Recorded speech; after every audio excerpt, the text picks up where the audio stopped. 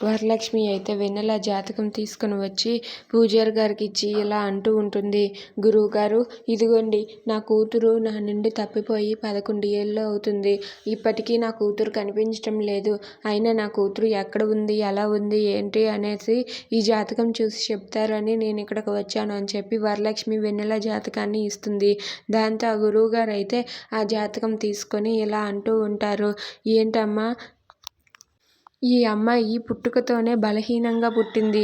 ఈ అమ్మాయికి కష్టాలు తప్పవు అని చెప్పి అంటాడు. అది వినగానే వరలక్ష్మి ఒక్కసారిగా షాక్ అయ్యి అలా ఉండిపోతుంది. అవునమ్మా, ఈ అమ్మాయి అయిన వాళ్ళే తనని పీడించుకొని తింటూ ఉంటారు. ఇక కాని వాళ్ళు ఇంకెలా ఉంటారో ఒక్కసారి ఆలోచించు.